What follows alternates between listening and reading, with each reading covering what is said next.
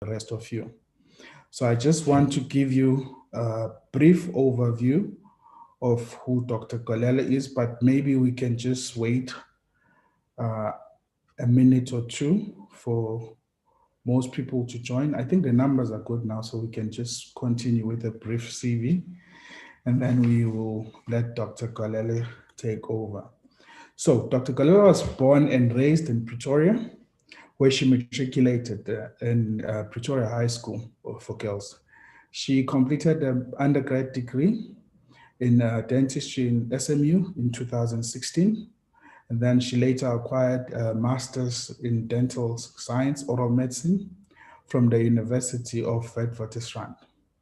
She also has completed a laser therapy course that focused on treatment of periodontal disease using a variety of lasers. She is currently a registrar specializing in oral medicine and periodontics in Sefako Makgatho Health University. So I will, without delay, give Dr. Golele a floor to tell us more about her topic. You can present, Dr. Golele. Thank you so much, Dr. Mpongozi, for the warm welcome. Good evening, ladies and gentlemen. I am delighted to be presenting this evening, and it is a privilege to be presenting to you guys this evening. And a special thank you to SADA as well as SASPIO for giving me the opportunity to present this evening. And I'm just going to go ahead and start sharing my presentation.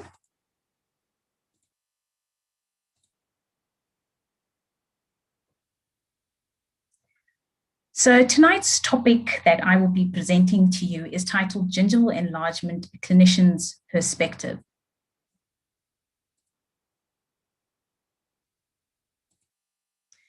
Now, gingival enlargement is an enigma to a lot of clinicians and can at times be evading. It can present itself as either a localized presentation or even a generalized presentation.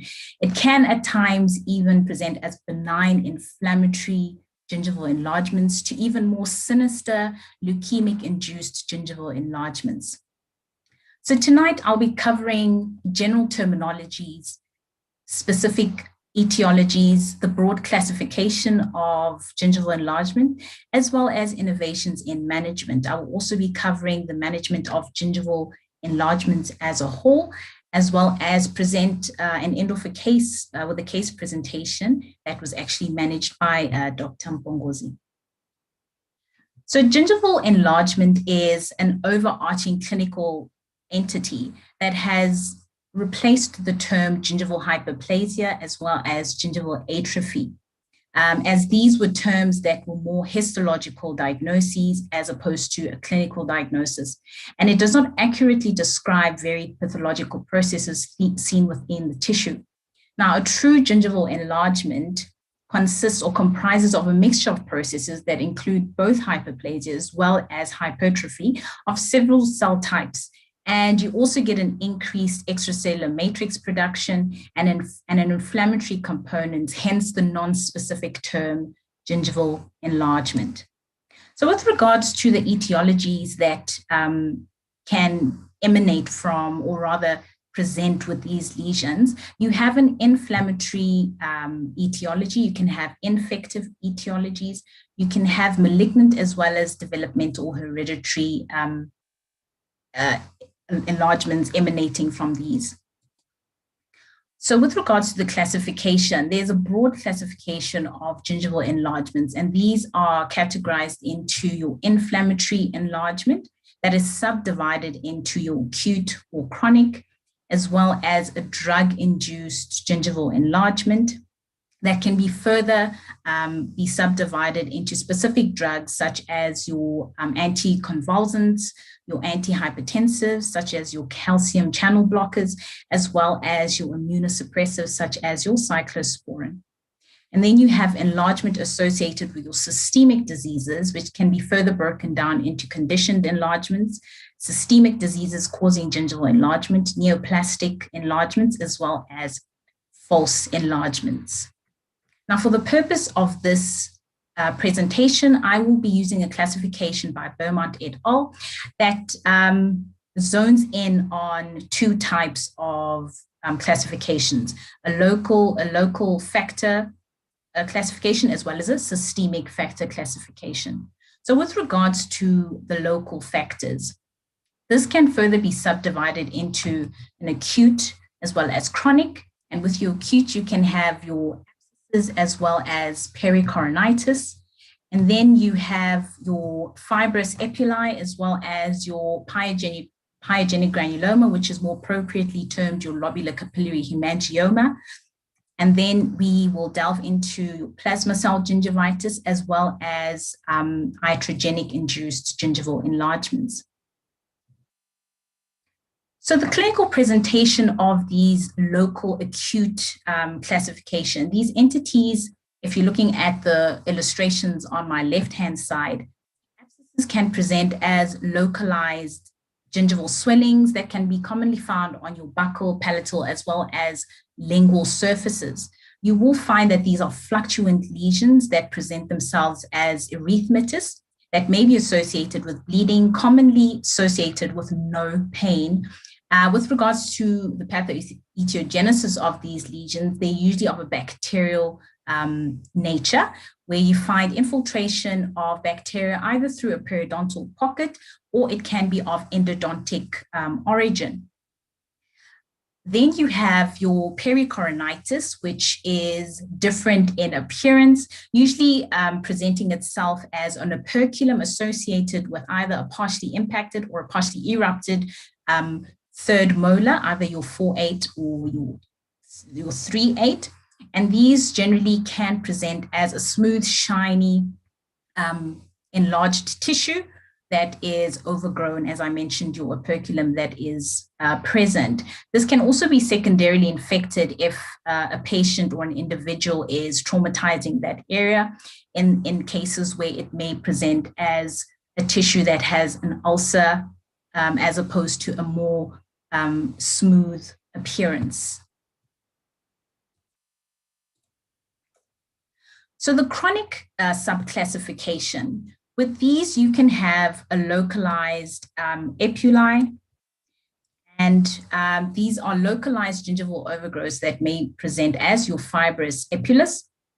And it is considered that inflammation from local trauma can be exacerbated by poor plaque control, as well as cause a result in these lesions. And then the picture on the right illustrates what is now known as a lobular capillary hemangioma, as a pyogenic granuloma was deemed to be a misnomer, as this is not a true granuloma. These would fall under the umbrella of your reactive lesions, commonly associated with local irritation such as plaque or poor plaque control. Clinically, they would present, for example, your fibrous epulus as a rubbery pale pink swelling that may be either sessile or pedunculated, meaning it may be firmly attached to the base as a sessile or have a broad base, or it may be pedunculated, having a stalk that attaches the actual swelling to the underlying tissue.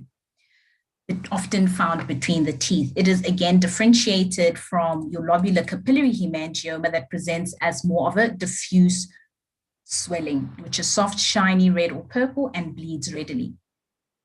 It is imperative to note that when you have presentation of these lesions, as I mentioned earlier, you can have a classification that is also based on location.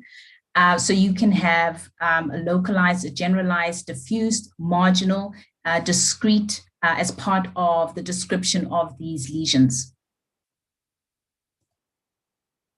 Now, if we move on to your plasma cell gingivitis, this may seem at first sight to present as your plaque-induced gingivitis. However, when you take a closer look, it is involving your attached gingiva. So it extends from your marginal gingiva, extending to your attached gingiva. Now, plasma cell gingivitis is a benign inflammatory condition that is generally uncommon, and its etiology at the moment is presently unclear. It exhibits enlargement, as noted, of the margin, but differentiated from your plaque-induced gingivitis, which is clear to note, is that it extends to your attached gingiva. It is located primarily on the facial surfaces of your teeth. Now, when we go to your iatrogenic-induced gingival enlargements, meaning these are caused by us as clinicians, this is an illustration of a patient who is currently undergoing endodontic treatment. And as you can clearly see, there are some areas of the crowns, the clinical crowns of the teeth that are covered by the enlargement. And this also inhibits the patient from conducting thorough oral hygiene practices or thorough oral debridement. So in instances where you have iatrogenic gingival enlargements, they can be either of an orthodontic nature, a prosthetic nature, or even such examples as a restorative margin or restorations such as crowns that have been placed that impinge on the gingival margin, resulting in an inflammation or an inflammatory response. If we look at your systemic factors, we can talk about here your hormonal, and this can be subdivided into your pregnancy, your pubertal, your menstrual, as well as oral contraceptive pill ingestion, as well as your drug-induced gingival overgrowth, which again is associated with your calcium channel blockers, your anticonvulsants, as well as your cyclosporin. Then you can have patients suffering from leukemia, so leukemic-induced gingival enlargements, as well as hereditary, and these are the ones that I will be focusing on this evening. So if we're looking at your hormonal-induced gingival enlargement, with pregnancy, you can have a presentation that is either generalized, as in this case, or you can have a local presentation. And so it is evidenced that, or demonstrated that there is an increase in circulating progesterone as well as estrogen that affect the composition of your subgingival microflora, changing it to potentially more periodontically destructive species. However, it is important to note that as hosts, we each respond differently to pathogenic periodontal pathogens. And so in this case, it's an illustration of a more generalized appearance of a patient who is pregnant.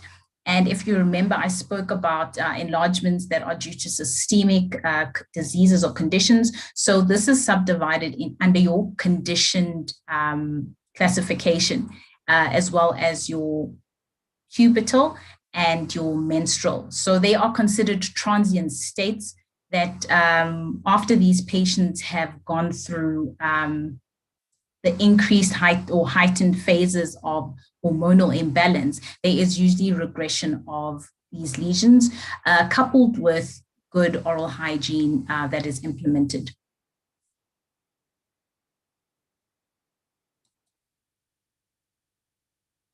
So this is just an illustration of a more localized gingival overgrowth.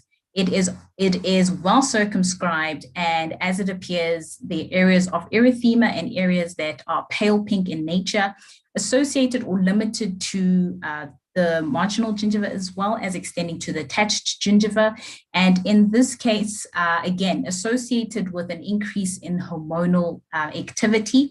And so when patients present in these conditioned states, it is likely that once correct management is implemented, there is regression of these lesions.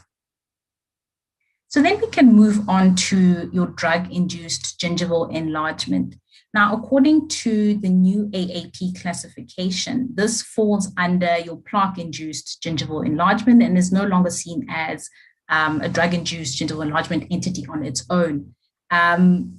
With regards to this sort of gingival overgrowth, it generally tends to occur anteriorly, or the anterior gingiva, with an onset typically within the first 3 months of starting medication. It is usually associated, it is not associated with attachment loss or tooth mobility, unless there is concurrent periodontal disease. Clinically, they may present as granular or pebbly, with a pebbly surface, and they can coalesce, for example, in the illustration on your right. This is a patient that is on phenytoin or anticonvulsant that coalesce and form lobules. This may result in obscuring of the clinical crown height or even cause tooth movement if the enlargement is significant enough. So medications that have been implicated in drug-induced gingivitis are well known and also are commonly seen in presentation when patients present themselves to either surgery or a hospital. So these fall under three major groups: your calcium channel blockers, your anti-epileptic drugs, as well as your immunosuppressing drugs. Now, your nifedipine and amlodipine are indicated for your cardiovascular conditions. And then your anticonvulsant drugs are indicated for your seizures, as well as patients who suffer from convulsions, such as epilepsy. And then your cyclosporin is indicated for prevention of organ transplant rejection, as well as a number of autoimmune conditions. Now, severity correlates well with poor plaque control. So it seems here that there is a pattern, or there is a link or association between plaque control, or poor plaque control rather, as well as the emergence or the initiation of these lesions. Now, as I mentioned earlier, you can have a benign appearing inflammatory condition, or you can have something that presents more sinister in nature. So this is where we move on to your leukemia, such as your acute myeloid leukemia. Now, leukemia is a malignant blood disease that's obviously characterized by disordered proliferation in your white as well as your red blood cells in your cell marrow.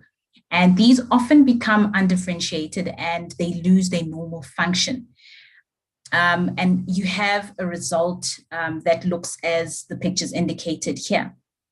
Now, what's important to note, which is what I'll delve into as I progress into this presentation, is that if you give it one glance, it may seem like this is just a normal generalized gingival enlargement that may present itself with spontaneous bleeding on probing, without necessarily thinking that it may be sinister. So it's important to understand that there is a range or complexity of gingival enlargements, and leukemia is something that needs to be taken into consideration when you have patients presenting with this kind of gingival enlargement. So when we move on to your hereditary forms, you have your hereditary gingival fibromatosis. And this condition is unusual and develops usually in childhood. It is usually characterized by slow, progressive, firm, and fibrous enlargements of the gingiva that appear pale pink and is characteristic with a leathery consistency and may have a granular or pebbled surface. So now that the patients have presented to us, and now that we have seen how different gingival enlargement can present themselves, where do we start? Where do I start as a clinician? First things first, do not be intimidated. Thorough history taking is key. The more you dig, the more you will discover. It is important to take your time while taking notes of the patient. So what is important? What important information do I need to ascertain while the patient is on the chair? So first things first, medical history. So this can be further subdivided into systemic conditions, medication, as well as past medical history. So if we're talking about systemic medications, this may seem like, oh, I've heard this before. I do this when I see my patient. But it's very easy to forget that the system is the body or the host is a multi-system unit. And so when you're looking at systemic conditions, you have to take into consideration the cardiovascular system, the endocrine system, the neurosystem, as well as the renal system. These are all imperative when you're taking a medical history, that you do a thorough history taking from head to toe concerning any sort of operations, allergies, or any sort of conditions or past illnesses that the patient has had. Why is that important? It's important because this will affect the management or the treatment modality that you would want to implement going forward. With regards to the medication, in an era where we're living with patients that are plagued with comorbidities, patients may present as polypharmaceutic patients, meaning they're on a range of medications. And a lot of the time, they themselves do not know what the medication is for. They present to you, and you are the first person of contact to explain to them that this is why this is happening. So including drug interactions, why do we need to know why the patient is taking certain drugs?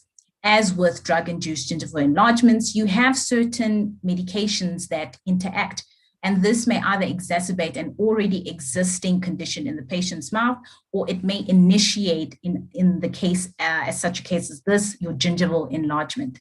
So with past medical history, again, it's important to note if the patient had undergone any major surgical procedures, or has the patient had any serious illnesses in the past. And then you can start zoning into your medical history. What is it that I want to find out with regards, to your dental history? The recent treatment, has the patient undergone any periodontal surgery, maxillofacial surgery, or any sort of alterations in the mouth? Have they had orthodontic treatment? Why is this important? It is important because it may also affect the treatment modality that is or may be implemented in the future. The history of hygiene appointments as well as oral hygiene regimen is key. So as we have seen, there is an association between poor plaque control and a lot of initiations in these gingival enlargements. So it's important to ascertain, is the patient brushing twice a day, 3 times a day, once a day, or not even at all? Is the patient, does the patient have adjunctive dental measures that they implement? And if so, awesome. How can you add on to that? So it's important to gauge the patient's IQ to also give you an indication as a clinician on whether or not, or what rather you need to improve on.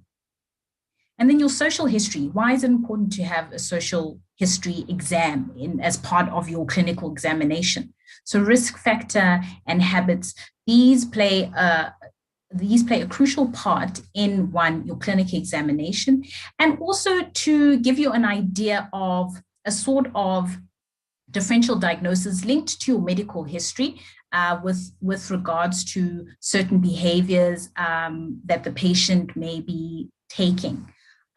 So what is your role as the clinician? When you have these patients that have presented to you pertaining to gingival enlargement, what is it that I'm looking for specifically? So a lot of the time, patients will present with a main complaint of either an aesthetic nature, a functional nature, or even pain. So these are all three. So these are imperative to take note of when a patient presents with gingival enlargement. The duration of onset, when did the lesion appear? How long has it been there? Does it go through times of remission, or is it a lesion that has been growing progressively, slowly, or rapidly? So it's quite important because this also gives you an idea of whether or not you're looking at a more benign inflammatory etiology or something that is malignant in nature. So again, pain is something that may be accompanied with these gingival enlargements, as well as bleeding, spontaneous bleeding, or sometimes bleeding on probing. Mobility of teeth, if gingival enlargement is extreme enough or excessive enough to move the teeth, you may have a patient that presents to you with mobility. Also, if there is association or involvement of your periodontal structures. So your adjacent as well as associated structures. So your adjacent teeth as well as any other anatomical area in the mouth is something to focus on. Are there any structures that are affected by the gingival enlargement that is present currently? And recurrence, is there a recurrence of these lesions or these entities? Have they presented before or not? That is important, again, because it gives you a direction of a differential diagnosis, as well as the treatment modality that you would think of implementing with regards to the treatment of these patients. So once this has all been ascertained, we want to find out if there's further investigation that's necessary, because we want to rule out any sort of sinister condition. So what kind of materials or tests can be done to guide us and give us an idea or holistic examination of these entities? So you could either perform serology if needed, an MRI with your more systemic conditions, radiographs if you want to illustrate whether there is involvement or splaying of teeth, if there's movement of teeth, if there's involvement of bone, that would give you an indication, as well as excisional biopsies if these are localized, benign inflammatory lesions. So then we come to a decision tree. So how can these be managed? There are different management options that are available. So your non-surgical approach as well as your surgical approach. With your non-surgical approach, you can have a non-resolving entity, or you can have a resolving entity. In instances where you have gingival enlargement that is not resolving, you would refer to either a periodontist or maxillofacial surgeon for further management. And it is imperative to note here, which I want to stress, is that when you do have patients that you have been managing in a non-surgical approach or manner, and there is no resolution, there is no point in trying to continue initiating, for example, a cord-related phase, and try and keep the patient as your patient if there is no resolution. With regards to your surgical approach, you can have options such as a gingivectomy or even periodontal flap surgery if that is indicated. For example, if there is periodontal attachment loss or clinical attachment loss, you would implement periodontal flap surgery. So if I delve in deeper with regards to your non-surgical and your surgical. In your non-surgical approach, this is aimed at eliminating the inflammatory component that is there. So your plaque, your irritant, your local irritant that is likely exacerbating the gingival enlargement is what you want to eliminate. So this comprises of your oral hygiene instructions. So we must not forget that it is important to make sure that the patient has all the information that they need regarding how to take care of their mouth. I think at times we forget that patients may not necessarily know how to brush or brush correctly, implement the correct technique. So this is imperative with regards to your non-surgical phase or approach, as well as your non-surgical periodontal therapy. And this comprises of your scale and polish and root planing where necessary. So if there is, where it is indicated, you would root plane certain areas. Adjustment of plaque retentive factors is also key in your non-surgical phase. So if you have, for example, a bracket that is impeding or impinging on the gingiva and causing retention of plaque, you would want to have that adjusted, or even if it's a restorative margin, anything that is plaque retentive is something that you want to concern yourself with regards to making sure that you alleviate that problem. And then you can have medical intervention. So with regards to systemic conditions, it's important to note again that when we are dealing with patients, we are not dealing with patients in silos. We have our medical counterparts that play a very important role with regards to the management of patients with systemic involvement. So it is always good to know that you have that extra hand, and it is a multidisciplinary approach when you are managing these cases. With your surgical approaches, this is aimed at eliminating the fibrotic component of gingival tissue when it is severe and persists after a non-surgical therapy. Now, when non-surgical interventions have failed, this is when you'd bring about adequate resolution by implementing a surgical phase. Now, again, this is dependent on disease etiology as well as severity at presentation. For example, your leukemic-induced gingival enlargements will bleed profusely and require careful management.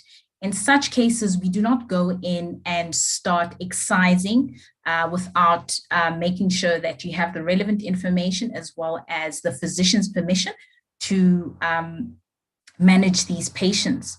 So with regards to the management of your leukemic patients, you would start off with a non-surgical phase by not scaling, but rather using cotton pellets that are drenched in 0.2% chlorhexidine and carefully debriding or removing the calculus or rather the plaque that is on the tooth surfaces. Again, together, couple that with your chemotherapy that is initiated by your medical counterparts, resolution of your leukemic-induced gingival enlargements is seen quite well. So there are different types of surgical approaches: your excisional biopsy, scalpel gingivectomy, your laser gingivectomy, as well as your electrosurgery gingivectomy, and again, your periodontal flap surgery. So each of these have their benefits, and a lot of clinicians prefer your laser as well as electrosurgery. One, because it's reported that patients report a decrease or reduced post-operative pain associated with this, as well as bleeding. However, there are those that, depending on, again, the severity as well as etiology, it may be indicated for you to use a scalpel and do a gingivectomy, as well as, or followed by a gingivoplasty. And then indicated where you have attachment loss or clinical attachment loss, these are cases where you would introduce your periodontal flap surgery by doing an open flap debridement coupled with your gingivectomy or excision or debulking of those specific fibrotic tissues. So I want to present to you a case here that was actually managed by Dr. Mbongozi, and this clearly illustrates the different approaches, both non-surgical as well as surgical approaches. So this is a 32-year-old male with the main complaint that my gums are swollen and bleed all the time. I cannot brush my teeth. Again, a typical presentation, a typical main complaint of patients with gingival enlargements. The medical history revealed that the patient was epileptic and on phenytoin, had no known allergies, and was not a smoker. Extraoral examination presented with no abnormalities detected. Now, intraorally, the patient presented with a generalized edematous as well as erythematous in gingival enlargement, coupled with poor oral hygiene. So these are the lingual as well as palatal views of initial presentation of the patient. The patient was then taken through a cause-related phase cause-related phase in the treatment to try and reduce the plaque that was present in the patient's mouth. This was the 2-week follow-up of the case, and on presentation, it was found that there was still signs of plaque accumulation, and it was decided that a redo needed to be done with regards to a full mouth disinfection. 1 month follow-up showed that there was significant reduction in the gingival enlargement. It's important here to note that the patient's physician was roped in and the patient's medication was changed. Then the patient was moved on to a corrective phase, and a surgery was indicated to remove the gingival enlargement that was still present and to improve aesthetics for this particular patient. So the patient had a gingivectomy performed to eliminate the excess tissue, and this was done using an external bevel incision. And it was indicated in this particular patient because there was enough keratinized tissue for this patient. And then I just wanted you to note here that there was recession in the 1-3 area that was a result of the procedure. And it's one of the complications when you are doing some of these surgical procedures. So the final result of the patient, how did the patient end up? This was the completed treatment of the gingival hyperplasia as presented as the main complaint of the patient. The gingival recession in the 1-3 area was left untreated as the patient was quite satisfied with the final result and did not see the need to go in and fix that recession defect. Now, to conclude, thorough history taking is key. Collect accurate information so that you are able to build a case and reach a differential diagnosis that can lead you into the type of management that will be implemented in the patients that present with gingival enlargement. Educate the patient on oral hygiene practice, correct brushing techniques, the frequency of toothbrushing, as well as adjuncts in oral hygiene care. These are all important. And again, I stress, we do not need to neglect your non-surgical phase of treatment, as this proves to reduce up to 40% of the gingival enlargement that is seen in patients that present in this manner. Teamwork makes the dream work. It is always a multidisciplinary approach. We are all linked: the arm, the foot, the head, the neck. Dentists, specialists, as well as our medical counterparts all play a role in the management of these patients. We need to do what is best for the patient. Thank you so much for your attention this evening.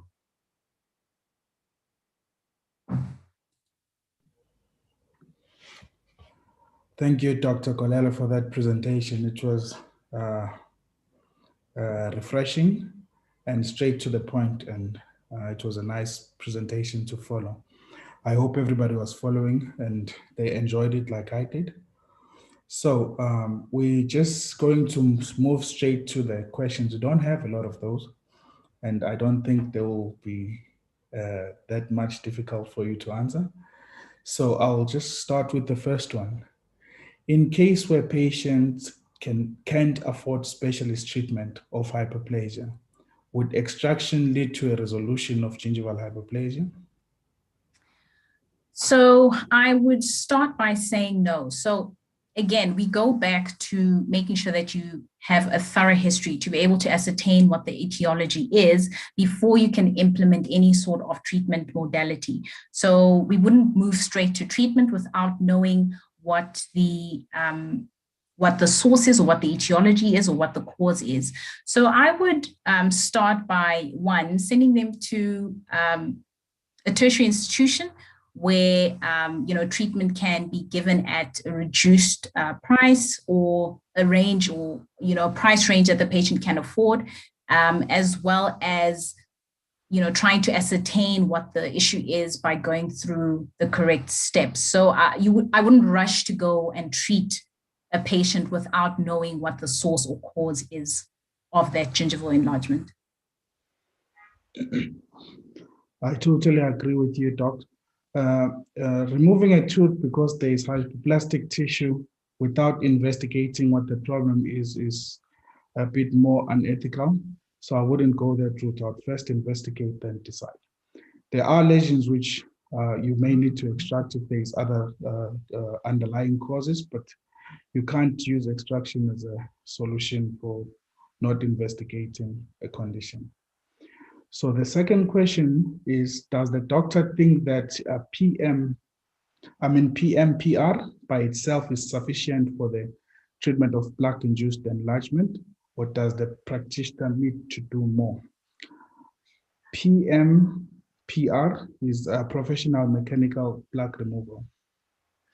Right, so there are instances, there are research papers, and maybe after the webinar, I will link them, or if you want them, I can give you those references, where it's shown that you can have resolution with just your initial full mouth disinfection or debridement without necessarily initiating a surgical phase. However, like I mentioned earlier, a patient will either present with an aesthetic issue, a functional issue, pain, or all three. So you need to make sure that all of those are addressed. If you have initiated a full mouth disinfection or debridement, and there is still areas of gingival enlargement, you would obviously want to go in surgically if there hasn't been resolution and remove that for the patient merely for aesthetic purposes if the pain, the bleeding, the functional aspect of that complaint have been addressed. So there are instances where you can have full resolution, but there are instances where you have to combine both a non-surgical as well as a surgical approach in the management of these entities. Thank you, Doctor. I hope that clarified the answer. Yeah. So we'll move straight to the third one, which is, I find it quite humorous. I have seen a number of patients during this COVID lockdown with popcorn canal-induced gingival enlargement, sometimes in an acute phase with suppuration. Where does this fall in your classification of gingival disease? So with regards to the classification, that would fall for me under an acute local inflammatory response.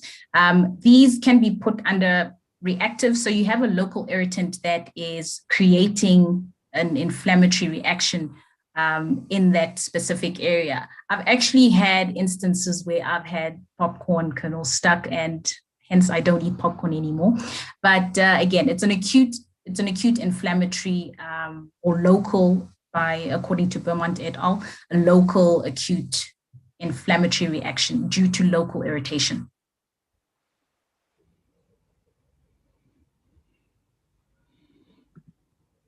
It doesn't seem like you had a lot of questions, Doctor. It means your presentation was actually clear. And there's one that follicular ameloblastoma presenting as gingival hyperplasia.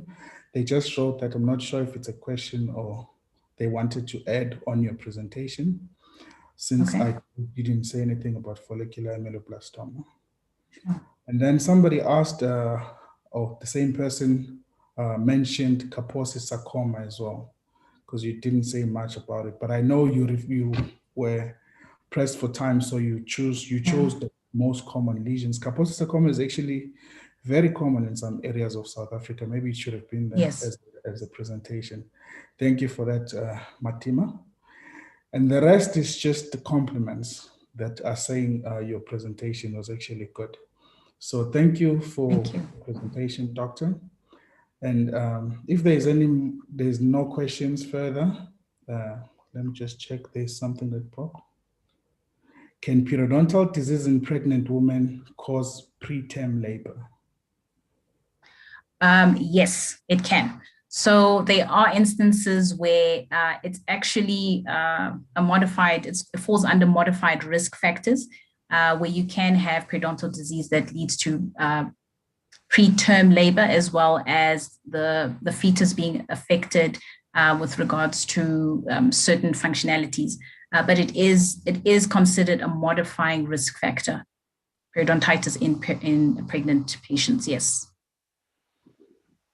Okay, there's another question. The case presented, could the recession have been prevented? I think that one can be answered by myself. Yes. During surgery, when we're doing corrective phase, it could have been prevented, and it was prevented. And we thought we had gotten away with the good surgery. But with constriction during healing of the soft tissues, it came about. And that's when we landed ourselves in a case where there was gingival recession, which we did ask the patient to have it sorted, but he was not ready to go for another cutting or for another surgery. So that's your response. Okay, so I think there is no further question, Doctor. So thank you for that presentation. And we have a very good number of participants. Thank you everybody for attending, and thank you for the questions. Thank you for staying the whole lecture. And I think that will be it, and goodbye. Thank you so much. Thank you. Thank you, doctors. Good evening. Bye-bye. Bye.